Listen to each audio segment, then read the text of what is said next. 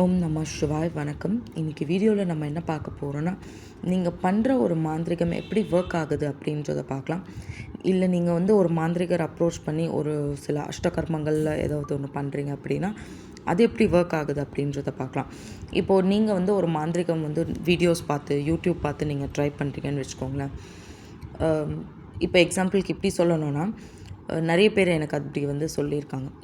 ஏன்னா நீங்கள் யூடியூப்பில் முக்கால்வாசி சேனலில் பார்க்குறதெல்லாம் எனக்கு ரொம்ப கம்மியான சேனல்னு வச்சுக்கோங்க. ஒரு சில சேனலில் மட்டும்தான் உண்மையான மந்திரம் கொடுத்துருப்பாங்க. உபாசனை நீங்கள் எடுக்கிறீங்க பார்த்தீங்களா, ஒரு உச்சிஷ்ட கணபதி ஆகட்டும் இல்லை காளி ஆகட்டும், ஒரு சில சேனலில் தான் கரெக்டான மந்திரம் கொடுத்துருப்பாங்க. மிச்சதெல்லாம் கொடுக்கறது அந்த சாதாரண மந்திரம்னு அர்த்தம். இப்போ 100% இந்த மந்திரம் உங்களுக்கு கொடுக்குற பலனுக்கும் ஒரு 30% மந்திரம் கொடுக்குற பலனுக்கும் டிஃப்ரென்ஸ் இருக்கும் பார்த்தீங்களா. 30% இல்லை 40% பவர் இருக்க மந்திரத்தை மட்டும்தான் உங்களுக்கு கொடுக்கறது முக்கால்வாசி சேனல்ஸில். எல்லா சேனல்ஸும் பார்க்குறதுக்கு எனக்கு அவ்வளோவா டைம் இருக்காது, பட் சொல்கிறேன். ஆனாலும் அவங்க அந்த உபாசனை எடுத்துடுறாங்கன்னு வச்சுக்கோங்க. ஒருத்தவங்க அந்த உபாசனை எடுத்துடுறாங்கன்னா அந்த தெய்வம் அதை உணரும். ஓகேங்களா. இப்போ அந்த பக்தன் அந்த உபாசகர் ஒரு உச்சிஷ்ட கணபதி மந்திரம் சொல்கிறாருன்னு வச்சுக்கோங்க. அது தப்பான ஒரு மந்திரமாகவே இருந்தாலும் இல்லை அது ஒரு பலனே தராத ஒரு மந்திரமாக இருந்தாலும் அந்த தெய்வம் அந்த பக்தியை உணரும். அப்போ அவங்க கைக்கு ஆட்டோமேட்டிக்காக கரெக்டான ஒரு மந்திரத்தை எப்படியாவது அவங்களுக்குன்னு ஒரு நல்ல டைம் வரும்போது அந்த தெய்வமே அவங்களுக்கு தெரியப்படுத்திடும். இப்படி ஒரு விஷயம் இருக்குது. ஸோ அந்த மாதிரி தான் நீங்கள் ஒரு மாந்திரிகம் பண்ணுறீங்க, ஒரு சேனல் பார்த்து நீங்கள் ஏதோ ஒரு அஷ்டகர்மம் ட்ரை பண்ணுறீங்கன்னா உங்களுக்கு உங்கள் நவகிரகத்தோட பலம் எப்படி இருக்கோ அதை பொறுத்து தான் உங்களுக்கு அந்த பூஜை நடக்கிறது நடக்காமல் இருக்கிறது. ஏன்னா ஸ்டார்டிங்லலாம் எனக்கு எதுவும் அவ்வளோவா நடக்காது. எனக்கு கோவம் வரும், என்னடா இவ்வளோ விஷயங்கள் பண்ணுறோம் இது நடக்கலை. ஸ்டார்டிங்கில் ஒரு 2020 21 வருஷம்லாம் பண்ணுறோம். ஆனால் நீங்கள் ஒரு விஷயம் நீங்கள் பண்ண தான் அதுலேருந்து experiences you learn from your எக்ஸ்பீரியன்சஸ்ன்னு சொல்லுவாங்க. அதுலேருந்து நீங்கள் கற்றுப்பீங்க பார்த்தீங்களா. அதை நீங்கள் கற்றுக்கிட்டு ஒரு சில சேஞ்சஸ் கொண்டு வருவீங்கள, அதுதான் மாந்திரிகம். அதுதான் உங்களை அடுத்த லெவலுக்கு கொண்டு போகும். அது நான் கற்றுக்கிட்ட ஒரு பாடம். ஸோ நீங்கள் ஒரு மாந்திரிகம் பண்ணுறீங்க அப்படின்னா அது நடக்கலைன்னு நீங்கள் விட்டுறக்கூடாது, ட்ரை பண்ணிக்கிட்டே இருக்கணும், விடவே கூடாது. ஸோ அதுதான் மாந்திரிகத்தில் உங்களுக்கு தேவையான ஒரு விஷயம் என்னென்னா அந்த வில் பவர் சொல்கிறோம் இல்லைங்களா, அதுதான் வேணும். அது ரொம்ப முக்கியமான விஷயம். இன்னொரு விஷயம் என்னென்னா, நீங்கள் இப்போ ஒரு மாந்திரிகர்கிட்ட போயிட்டு ஒரு 1,00,000 ரூபாய் கொடுத்துட்றீங்க. ஹோமமாக இருக்கட்டும், அது மயானகாளி ஹோமமாக இருக்கட்டும், இல்லை விஷ்ணு மாயாவோட ஹோமமாக இருக்கட்டும், இல்லை ஒரு அஷ்டகர்மத்துக்காக நீங்கள் போகிறீங்க அதுக்காக இருக்கட்டும், உங்களோட பூஜையை சக்ஸஸ் பண்ணி கொடுக்குறது யாருன்னா அவங்க வச்சுருக்க காளியோ இல்லை அவங்க வச்சுருக்க விஷ்ணு மாயா கருங்குட்டி தான். அது எப்படின்னு நான் சொல்கிறேன். எப்படின்னா இப்போ நீங்கள் என்ன நினச்சிப்பீங்க, நம்ம 1,00,000 ரூபாய் கொடுத்துட்டோம், நமக்கு இம்மீடியட்டாக முடிஞ்சிடும் இந்த விஷயம்னு நினச்சிப்பீங்க. ஆனால் காளி எதை பேஸ் பண்ணி கொடுப்பாங்கன்னா, நீங்கள் உங்கள் மாந்திரிகர்கிட்ட நீங்கள் ஷேர் பண்ணிக்கிறீங்களா பார்த்தீங்களா விஷயங்கள், உங்களோட அப்ஸ் அண்ட் டவுன்ஸ், அதில் உண்மைத்தன்மை இருந்தால் தான் காளி அதை பண்ணி கொடுப்பாங்க. விஷ்ணுமாயமும் அதை பண்ணி கொடுக்கும், இல்லைன்னா பண்ணி கொடுக்க மாட்டாங்க. நீங்கள் என்ன நினச்சிப்பீங்க, நம்ம 1,00,000 ரூபா கொடுத்து இவங்க பூஜை பண்ணலை போல், இவங்க நம்மளை ஏமாற்றிட்டாங்கன்னு நீங்கள் நினச்சிப்பீங்க. ஆனால் பட் அப்படி கிடையாது. மாந்திரிகர் ஒரு கருவி தான், ஒரு பிரிட்ஜ். உங்களுக்கும் அதாவது வர பக்தனுக்கும் காளிக்கும் நடுவில் இருக்க ஒரு பாலம் தான் மாந்திரிகன். மாந்திரிகர் கடவுள் கிடையாது. ஸோ அவங்க பண்ணுற பூஜை, அவங்க பூஜை ப்ரொசீஜர்ஸ்லாம் கரெக்டாக பண்ணிடுவாங்க. ஆனால் அதை பண்ணி கொடுத்து அந்த ஃபினிஷிங் கொடுக்கறது, அந்த சக்ஸஸ் கொடுக்கறது யாருன்னா காளி தான். இது அவங்க எப்போ கொடுப்பாங்கன்னா, இப்போ ஒருத்தவங்க வராங்கன்னு வச்சுக்கோங்க, நீங்கள் இருக்கீங்க, உங்களுக்கு புரிகிற மாதிரி சொல்லணும்னா, நீங்கள் ஒரு பெரிய தப்பு பண்ணிட்டீங்கன்னு வச்சுக்கோங்க. காளி முன்னாடி நீங்கள் போய், அம்மா நான் தெரியாமல் இந்த தப்பு பண்ணிட்டேன், இந்த தவறை இனிமேல் நான் பண்ணாமல் பார்த்துக்கிறேன், மன்னிச்சிடுன்னு கேட்டுட்டிங்கன்னு வச்சுக்கோங்க, காளி அணைச்சிப்பா. அது காளியோட குணம். அந்த மாந்திரிகனாகவே இருந்தால் கூட சரி, நம்ம குழந்தை ஏதோ தெரியாமல் பண்ணிட்டேன்னு சொல்கிறா, நம்ம மன்னிச்சிடணும்னு விட்டுருவாங்க. ஆனால் வேறஸ் நீங்கள் ஒரு மாந்திரிகரை போய் அப்ரோச் பண்ணும் போதே 1000 பொய்யோடு நீங்கள் போய் அப்ரோச் பண்ணிங்கன்னு வச்சுக்கோங்களேன், காளி 1,00,000 ரூபாவது 10,00,000 ரூபாவதுன்னு தூக்கி போட்டு போயிட்டே இருப்பாள். ஃபெயில் பண்ணிடுவாங்க பூஜையை.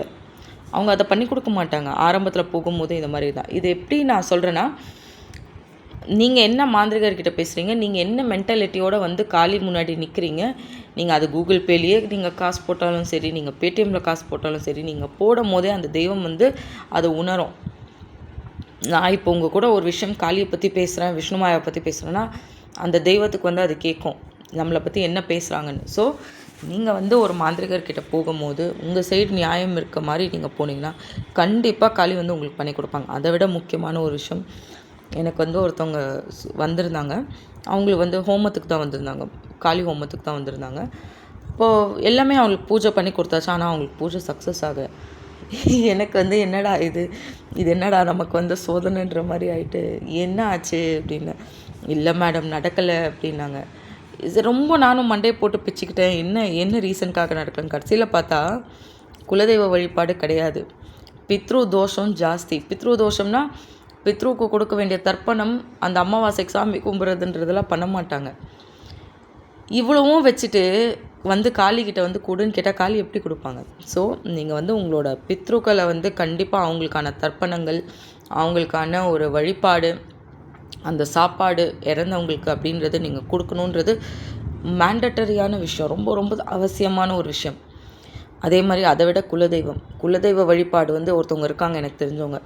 மேம் கரெக்டாக வாரத்தில் ஒரு நாள் என்னோடய ஒய்ஃப் விளக்கேற்றிடுவாங்கன்னுவாங்க. அந்த மாதிரியெல்லாம் பண்ணாமல் ரெகுலராக ஒரு வழிபாடு நீங்கள் பண்ணணும். நீங்கள் ரெகுலராக வழிபாடில் இருக்கீங்க, பூஜையில் இருக்கீங்க அப்படின்னா காளி பண்ணி கொடுக்கறதுக்கான வாய்ப்புகள் இருக்குது. அண்ட் இன்னொரு விஷயம் என்னென்னா, நீங்கள் வந்து இந்த டிஃப்ரென்சஸ் தெரிஞ்சுக்கோங்க. மாந்திரிகர், உபாசகர், காளி உபாசகர், விஷ்ணுமாயா உபாசகர் அப்படின்றது வேறு. கோயிலில் அர்ச்சகர் பண்ணுறாங்க பார்த்தீங்களா, அர்ச்சனை பண்ணுறாங்க, சாமிக்கு பூஜை பண்ணுறாங்க அப்படின்றது வேறு. குறி சொல்கிறது அப்படின்றது வேறு. இந்த 3 பேருமே டிஃப்ரெண்ட்டான ஒரு ஸ்டேஜஸ். இதில் ஃபஸ்ட்டு கேட்டகரியில் யார் வருவாங்கன்னா காளியோட உபாசகர் தான் வருவாங்க. காளி ஃபஸ்ட்டு ப்ரிஃபரன்ஸ் யார் கொடுப்பாங்கன்னா அவங்க உபாசகருக்கு தான் கொடுப்பாங்க. இதில் டவுட்டே கிடையாது. இது வந்து பிட்டர் ட்ரூத்னால் கசப்பான ஒரு உண்மை, அவ்வளோதான். அதை நம்ம அக்செப்ட் பண்ணி தான் ஆகணும். அதுக்காக என்ன பண்ணுறது? ஏன்னா அந்த உபாசகர் வந்து எல்லாத்தையும் இழந்து, ஒரு சில பேர் லைஃப்பில் எல்லாமே இழந்துருவாங்க காளி வரும்போது. அதனால் காளி வந்து அவங்களுக்கு அந்த இடத்த கொடுக்குறாங்க. ஓகேங்களா? இது ஒரு விஷயம். இன்னொரு விஷயம் என்னென்னா, ஸோ மாந்திரிகம் எப்படி ஒர்க் ஆகுது, எதை பேஸ் பண்ணி ஒர்க் ஆகுதுன்றது உங்களுக்கு தெரிஞ்சிருக்கும். இன்னொன்று நவகிரகங்கள். உங்களோட நேரம் வந்து நல்லா இருந்தால் தான் நீங்கள் ஒரு ஹோமத்தில் போய் கலந்துக்கிறீங்க. அது சத்யநாராயணன் ஹோமம் ஆகட்டும், இல்லை காளி ஹோமம் ஆகட்டும், உங்களுக்கான நற்பலன்களை அப்போ தான் அதை கொடுக்க முடியும். அதை தெய்வமே வந்து உங்களுக்கு கெட்ட நேரம் நடக்கும் போது உங்களுக்கு வந்து ஒரு பணவரவு கொடுக்கணும், இல்லை நீங்கள் பண்ணுற ஒரு அஷ்டகர்மத்துக்கு பலன் கொடுக்கணுன்னு நடக்காது. அந்த நவகிரகங்களோட பிளானட்ஸோட பொசிஷன் பொறுத்து தான் காளி உங்களுக்கு கொடுக்கணும்னு நினைக்கிறது வந்து அப்போ தான் கொடுக்க முடியும்னு சொல்ல வரேன். இது ஒரு விஷயம் இருக்குது. இன்னொன்று என்னென்னா, எந்த மாந்திரிகரையுமே தயவு செய்து உங்கள் வீட்டுக்கு கூப்பிடாதீங்க. அவங்க எவ்வளோ நல்லவங்களாக இருந்தாலும் சரி, அது நானாக இருந்தாலும் சரி. ஏன்னா நான் அந்த மாதிரி கெட்டவன்னு சொல்ல வரல. ஆனால் பட் இப்போ என்னென்னா, அவங்களே வந்து ஒரு சில மாந்திரிகரை கால் பண்ணி சொன்னாங்க எனக்கு, ஒரு சில லேடிஸும் ஜென்ஸும். அவங்களே வீட்டுக்கு வந்து அவங்களே வச்சுட்டு அவங்களே ஏதோ பிரச்சனை மாதிரி அவங்களுக்கு கொடுத்துட்டு அவங்கக்கிட்டேருந்து 4 லட்சமோ 5 லட்சமோ வாங்கிக்கிறாங்கன்னு நான் கேள்விப்பட்டேன். ஸோ எப்போவுமே ஒரு மாந்திரிகர் வந்து ஒரு வீட்டுக்கு வரணும்னா அஷ்டதிக் பந்தனம் பண்ணுறதுக்காக மட்டும்தான் அந்த மாந்திரிகர் அங்கே வரணும். அது வந்து 50,000 ரூபாவோ 60,000 செலவு பண்ணி அவங்க வர பூஜைக்கு அவ்வளோ செலவாகும் பண்ணி அவங்க எந்த ஊரில் இருந்தாலும் மாந்திரிகர் அங்கே போய், அதாவது அஷ்டதிக் பந்தனம் அப்படின்னா ஒருத்தவங்க வீட்டுக்கு செய்வினியோ ஏவலோ எதுவும் பண்ணாமல் இருக்கிறதுக்காக காளி அங்கே நெல்லை நிறுத்திட்டு வரணும். அதை மாந்திரிகர் பலியெல்லாம் கொடுத்து அங்கே பூஜை பண்ணிட்டு வருவாங்க. ஸோ அந்த ஒரு ரீசனுக்காக மட்டும்தான் மாந்திரிகன் வீட்டுக்கு வரணுமே தவிர, மிச்சப்படி மாந்திரிகனுக்கு யார் வீட்லேயும் எந்த வேலையும் இல்லை, ஒர்க்கும் கிடையாது. ஏன்னா அவங்க பண்ணுற பூஜைஸே கரெக்டாக இருக்கும். அப்போ அவங்களுக்கு வந்து இன்னொருத்தவங்க வீட்டுக்கு போய் விருந்து சாப்பிட்டு தூங்கி எழுந்திட்டு வர அளவுலாம் டைம் இருக்காது. இன்னொன்று, நீங்கள் யாரையுமே எந்த மாந்திரிகனையுமே நீங்கள் கூப்பிடவே வேண்டாம். காளிக்கு அப்புறம் தான் மாந்திரிகனே. ஸோ நீங்கள் காளியை பார்க்கணும் அப்படின்னு நினச்சிங்கன்னா கோயிலில் போய் பாருங்கள் கண்டிப்பாக. அதே மாதிரி உங்கள் வீட்டு பக்கத்தில் வந்து ஒரு மாந்திரிகர் வந்து காளி வச்சுருக்காங்க, விஷ்ணுமாயா வச்சுருக்காங்கன்னா அந்த சைடு போகவே போகாதீங்க. அங்கே போய் நீங்கள் காளியை வழிபாடு பண்ணவே கூடாது. ஏன்னா அவங்க வச்சுருக்க காளி அந்த உபாசகருக்கும் அந்த உபாசகருக்கு அப்புறம் வர தலைமுறைக்கு மட்டும்தான் நல்லது பண்ணும். அவங்க வேண்டுறதை மட்டும்தான் நிறைவேற்றும். அவங்களுக்காக மட்டுமே இருக்க ஒரு காளி விஷ்ணுமாயா கருங்குட்டின்னு சொல்லலாம், சிம்பிளாக சொல்லணுன்னா.